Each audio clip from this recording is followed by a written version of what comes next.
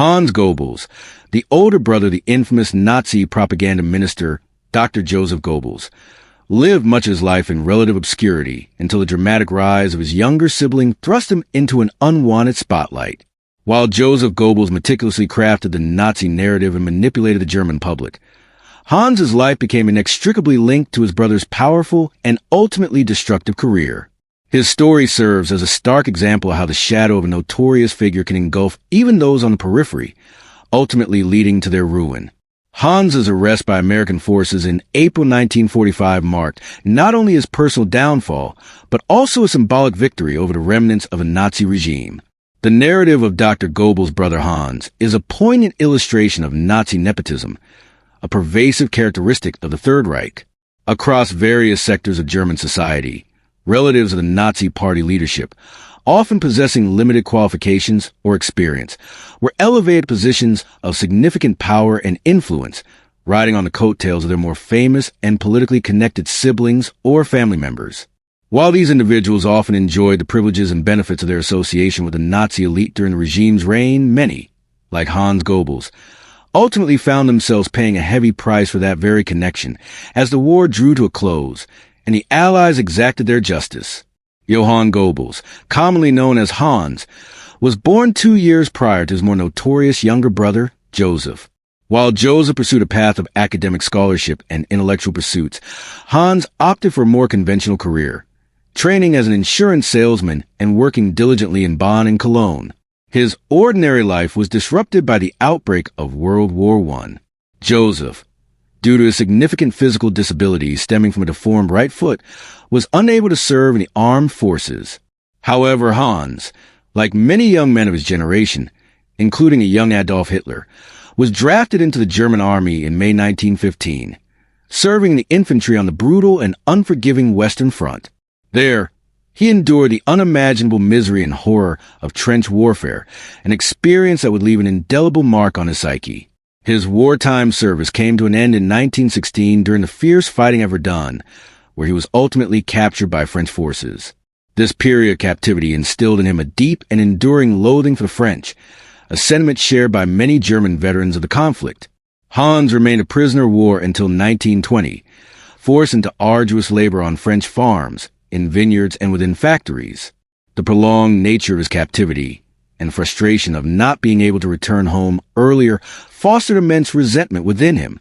Physically, Hans was similar in stature to his brother Joseph, standing at a modest 5 foot 4 inches, 167 centimeters tall. Upon his return to civilian life, he resumed his work as a lowly insurance salesman, a quiet and unassuming existence that continued until a seismic shift in German politics brought Hitler to power in January 1933. The ascent of his younger brother to the position of propaganda minister proved to be a transformative event in Hans Goebbels' life. Being the brother of such a powerful figure in the Nazi regime became a distinct and undeniable advantage. Hans had already joined the Nazi Party prior to this point, and in 1931, he had become an officer in the SA, Sturmabteilung, the Brown Shirts, the Nazi Party's paramilitary wing. Under his brother Joseph's considerable influence, Hans' station in life improved dramatically and with remarkable speed. Residing in the Dusseldorf area, the ancestral home of the Goebbels family, Hans was appointed as an official within the propaganda ministry, holding the significant rank of Kreisleiter or district leader. He also assumed the chairmanship of the District Party Arbitration Court, a position of local authority. More significantly, Hans' professional trajectory took a monumental leap. He transitioned from an obscure insurance salesman to the general director overseeing all fire and life insurance institutions within the Rhineland region, and also served as the state commissioner for insurance in the Rhine province. This sudden and substantial elevation in status allowed Hans to finally attempt to implement his long-cherished, somewhat socialist-leaning ideas regarding social welfare. Sharing his brother Joseph's ideological interest in creating a true Volksgemeinschaft, a unified people's national community, Hans envisioned nothing less than a comprehensive social insurance policy that would provide security for all German citizens. This was an ambitious and potentially very expensive undertaking, and it also dovetailed with the idea of the nationalization of the German insurance industry, perhaps under his own direction. His standing within the Nazi Party was further bolstered by his promotion to SA Standenführer, Colonel, in 1934, and his subsequent elevation to SA Oberführer, a peculiar rank situated between Colonel and Brigadier, in 1942. Although the SA's power and influence had been significantly curtailed following the Night of the Long Knives Purge in 1934, the organization continued to exist at all levels of the Nazi state. As an Oberführer, Hans Goebbels, with his distinctive brown and gold uniform and the ever-present Red Party armband, became a highly visible and recognizable figure within the Nazi leadership of his region. However, by the spring of April 1945, as the Allied forces closed on Germany, Hans Goebbels, like virtually all other prominent Nazi leaders, found himself facing the stark reality of impending oblivion. U.S. forces had successfully managed to encircle the heavily industrialized Ruhr region, and Dusseldorf, Hans Goebbels' seat of power, was completely cut off from the rest of Germany. The city, already severely damaged by years of relentless Allied bombing raids, was bracing for a final, desperate defense against the advancing American troops. The remnants of the SA, alongside the hastily formed Volkssturm, the Home Guard, were mobilized to assist the remaining regular army units in preparing defensive positions. However, the weary and demoralized citizens of Dusseldorf were largely unwilling to passively accept the prospect of their city becoming a bloody battleground. A clandestine resistance movement began to coalesce, secretly preparing to seize control of the city and prevent its further destruction. Gauleiter Friedrich Karl Florian, a powerful regional Nazi official whom Hans Goebbels knew well, had issued a draconian order for the complete destruction of all utilities, transport infrastructure, and the crucial Rhine River bridges within Dusseldorf, a scorched earth policy intended to deny any resources or strategic advantages to the advancing Allies. In the days leading up to the planned resistance uprising, the leaders of the movement met secretly with local police commander Lieutenant Colonel, Oberstleutnant Franz Jürgens, attempted to persuade him and other key officials to join their cause and help prevent Florian's devastating orders from being carried out. Jürgens, who had recently declined a command position in an ad hoc battle group composed of armed police and local Volkssturm units intended to fight the Americans, agreed to secretly support the resistance. Codenamed Action Rhineland, the resistance launched their operation on the 16th of April, 1945. By this time, units of the U.S. 97th Infantry Division had completely encircled Dusseldorf and were actively preparing for the final assault to capture the city. Ominously, the planned assault was to be preceded by a massive air raid involving 800 Allied bombers, a devastating attack that would have likely obliterated most of the city and resulted in countless civilian casualties. Colonel Jürgens and the leaders of the resistance plot managed to capture the Dusseldorf police chief, SS Brigadier August Koring, hoping to use him as leverage. Emissaries were then dispatched to make contact with the advancing American forces, informing them of the situation within the city and the resistance's efforts. In the chaotic interim, however, Gauleiter Florian and loyal army troops managed to recapture Koring and also arrested some of the key members of the resistance movement. Despite these setbacks, the emissary successfully persuaded the American command to call off the planned 800 bomber air raid, effectively saving Dusseldorf from almost certain annihilation. They then rode back into the city on U.S. tanks on the 17th of April, making their way to the police headquarters. Tragically, Gauleiter Florian had already convened a swift and brutal kangaroo court, and 5 of the captured resistance fighters had been summarily executed before the Americans arrived. The U.S. 97th Infantry Division encountered virtually no organized resistance when they finally entered Dusseldorf, a testament to the success of the resistance movement and the demoralization of the remaining German forces. The specific role of Hans Goebbels in these dramatic events within Dusseldorf remains somewhat unclear in historical accounts.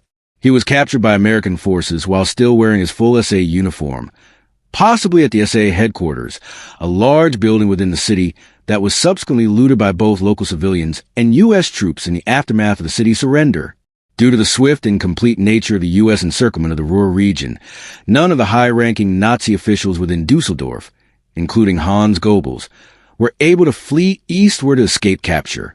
The Americans successfully apprehended not only Goebbels, but also the fanatical Gauleiter Florian.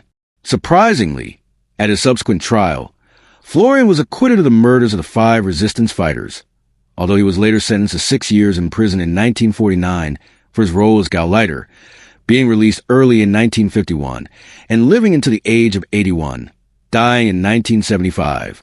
As for Hans Goebbels, his propaganda value to the Allies was immediately apparent. His brother Joseph was still alive and residing in Hitler's heavily fortified Berlin bunker as the Soviet Red Army relentlessly tightened its ring around the city.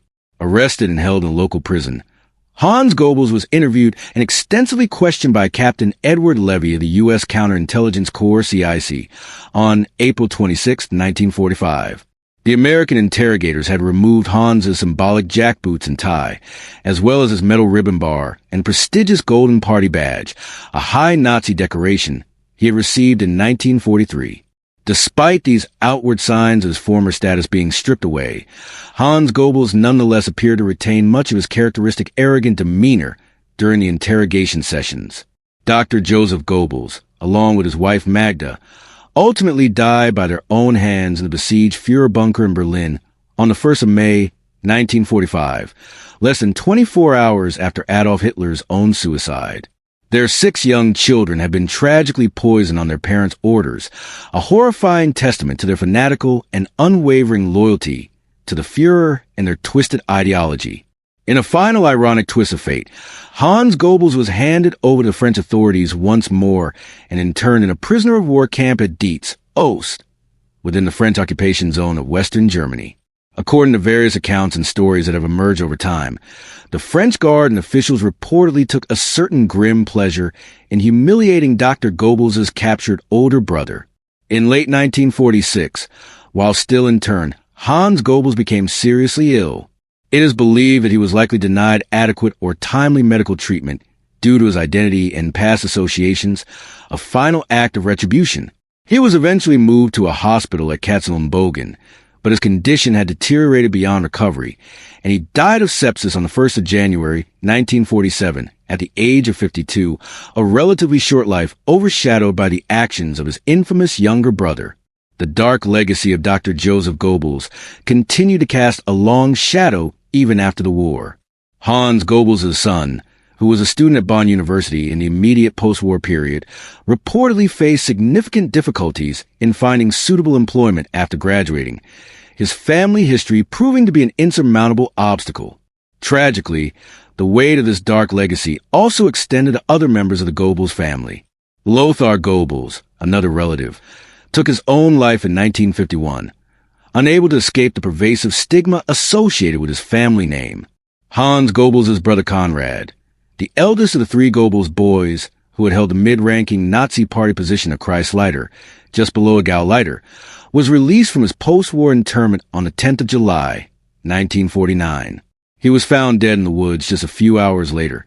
The circumstances of his death remaining unclear, but undoubtedly linked to the devastating consequences of their family's Nazi past. Thus, the tragic and intertwined stories of Dr. Joseph Goebbels and his brothers came to their bitter and definitive end, a stark reminder of the far-reaching and destructive consequences of embracing a hateful ideology and the long shadow it casts upon families and future generations.